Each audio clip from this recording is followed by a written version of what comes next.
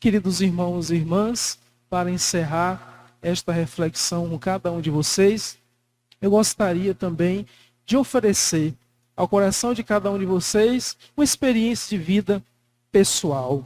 E veja que ontem eu completei 6 anos de padre. E nesses 6 anos, a gente às vezes se pergunta, algumas pessoas perguntam para a gente, mas o que motiva o teu coração para dizer sim a esse ministério, para dar continuidade a esse sacerdócio no seio da igreja? Minha mãe adotiva, era ministra da comunhão. Sempre quando chegava um pároco lá na cidade, pároco novo, ela ia em direção a esse pároco e dizia assim, sou ministra e sempre fico a serviço lá na periferia. E lá na periferia eu gosto de oferecer Jesus Eucarístico aos enfermos pobres. Não me tire de lá. Se é para me tirar, então me tire de tudo, mas não me tire de lá. E ela morreu com 32 anos como ministra da comunhão. Nenhum padre tinha coragem de tirá-la. E nessas andanças, numa quinta-feira, eis que ela passa em uma rua e escuta uns gritos de bebezinho. E ao escutar aqueles gritos, ela fica meio que inquieta, assim dizendo ela, fica inquieta, perturbada. Aí ela vai em direção a uma casa.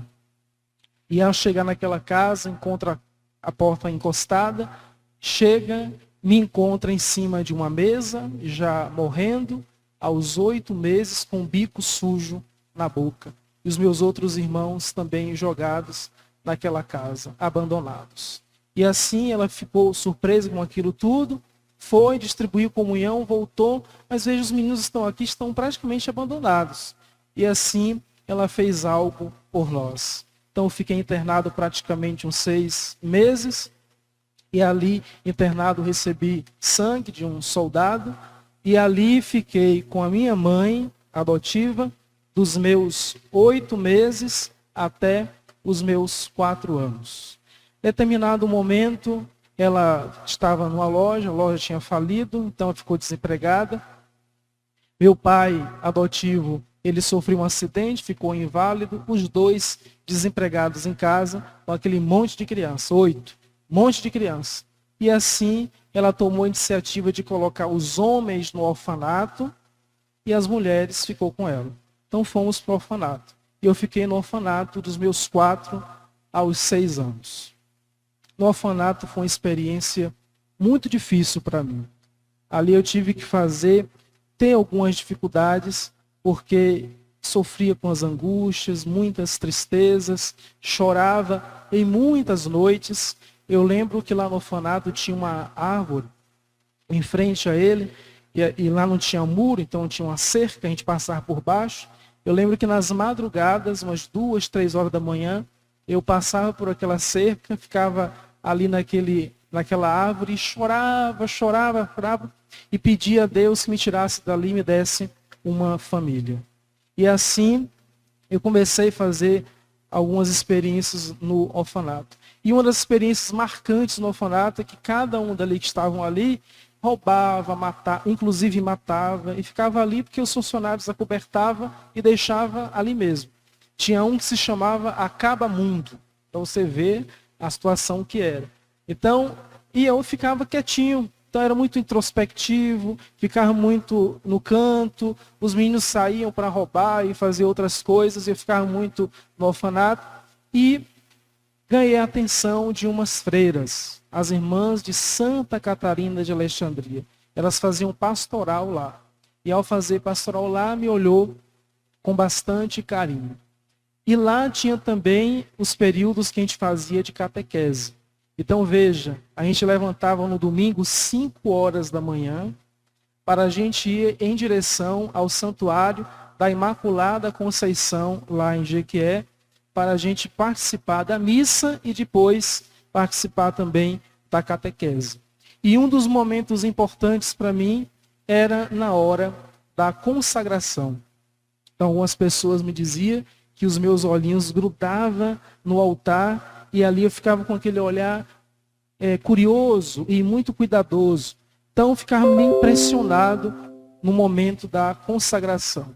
E assim, quando chegava no orfanato, queria imitar algumas experiências de missa lá dentro.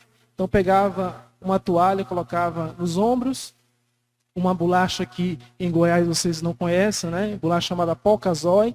E essa bolacha Pocazói parecendo o olho, por isso zóio, olho, né? Então, ali eram as partículas, vamos assim dizer. E tinha aquela bolacha maisena, redondinha, que era a do padre, né? E os funcionários já faziam o suco de uva para que todos pudessem participar da missa corretamente. E assim foi a minha experiência no orfanato. E os meninos, antes de ir para a rua, não, vocês vão participar da missa. E participavam da missa lá com o padre Vanildo, né? Então, essa foi a minha primeira experiência de olhar para o altar e começar a dizer no orfanato que queria ser padre. Quero ser padre, quero ser padre, quero ser padre. E dizer isso para os funcionários, ficavam felizes, alegres. E assim, essas irmãs de Santa Catarina, um dia me chamou, eu tinha uns 6 anos, e foi o meu primeiro retiro espiritual. Com 6 anos. Primeiro retiro espiritual. E lá no retiro espiritual era silêncio absoluto. E as irmãs diziam assim, vocês vão escolher um lugar e vocês vão ficar e refletir nesse lugarzinho. E as irmãs me contando com bastante emoção o modo como eu falei na minha partilha, né? Então eu escolhi a capela. E lá na capela eu comecei, isso para mim, quando eu lembro, é muito profundo. Né? Muito profundo em minha fé na Eucaristia. Eu chegava na capela, olhava para o sacrário. Bom, Jesus fica ali dentro. Então, se fica ali dentro, eu quero que o meu coração seja igual a esse sacrário, que Jesus possa morar. Então, foi a segunda experiência também de Eucaristia para a minha vida. E quando eu estava no orfanato, e aqui eu vou concluindo, porque tem muita coisa, então aqui eu concluo. E lá no orfanato, eu vou dizer o modo como eu saí. Então as irmãs começaram a olhar com bastante carinho para mim. E foram até os meus pais adotivos. Então lá eles falaram assim, olha, Vanildo não pode ficar mais no orfanato, vocês precisam cuidar daquele menino, então a gente vai dar uma mesada todo mês e também uma cesta básica. Concordaram?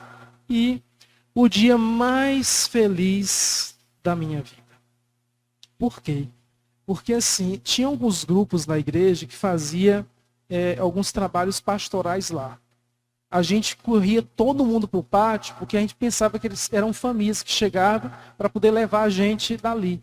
Então, eu lembro que na noite, antes de receber o anúncio, na noite eu sofri muito, eu chorei muito naquela árvore, pedindo uma família.